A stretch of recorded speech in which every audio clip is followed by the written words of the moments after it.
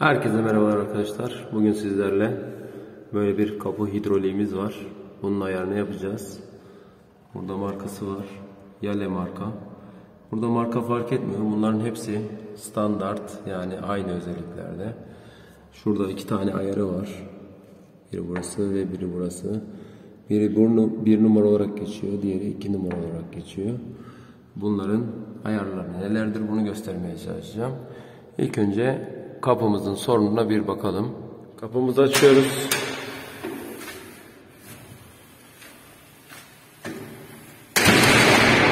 Kapı bu şekilde sert çarpıyor. Gidişi yine biraz hızlı. Yani biz buradan bir elimizde poşetle girdiğimizde kapı bir anda kapanmış gibi oluyor. Ve çarpması da hızlı. Şimdi bu ilk önce çarpmayı halledelim. Bu kapı vurma hangisinden ayarlanıyor ona bir bakalım. Evet, buraya geldik. Burada 2 numaralı vidamız var ve 1 numaralı vidamız var. Bunun birisi kapı çarpma ve diğeri de kapının kapanma hızı. İlk önce şu 2 numaralı vidayla başlayalım. Bunu sıkacağız. Eğer bunun yavaşlamasını istiyorsak sıkacağız. Şu an bunu bir nebze sıktım. Şu an tekrar deneyeceğim.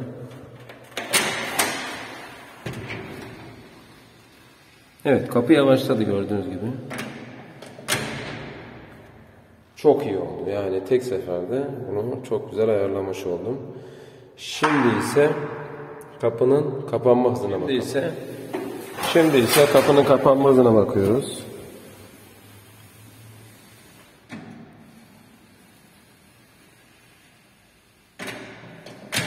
Evet, kapı çarpma hızı çok güzel. Şu an az önceki gibi vurma yok. Ama kapının kapanma hızı fazla. Şimdi de 1 numaralıyı sıkalım ve bunu yavaşlatalım. Evet, burada da 1 numarayı. Tabi bunu sertliğini nasıl ayarlayacaksınız? Deneme yöntemiyle.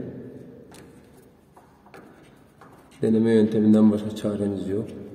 Sıkacaksınız, kontrol edeceksiniz. Sıkacaksınız, kontrol edeceksiniz. Şu an bir kontrol edelim. Vidamızı sıktık. Şimdi açalım. Neredeyse hiç gitmiyor. Gidiyor. Bayağı sıkmışız. Yani bu seviyede dahi, en yavaşta dahi kapanıyor. Onu bir deneyelim. Bakalım, hep beraber görelim.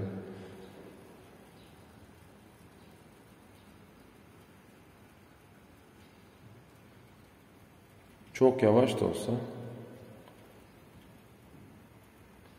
kapı ilerliyor.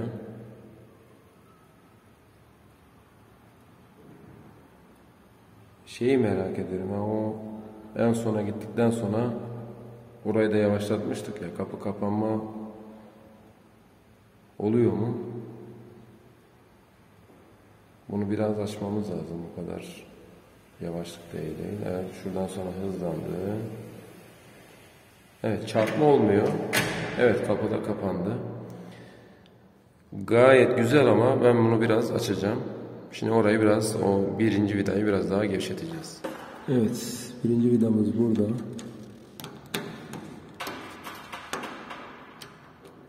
Bunu gevşettim. Şimdi tekrar deneyelim.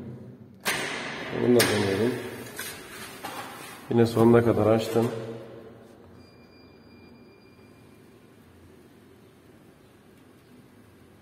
Evet, biraz daha gevşetmemiz lazım.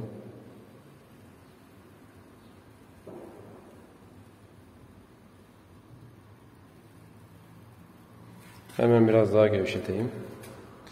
Bu sefer kapanmasını beklemiştim.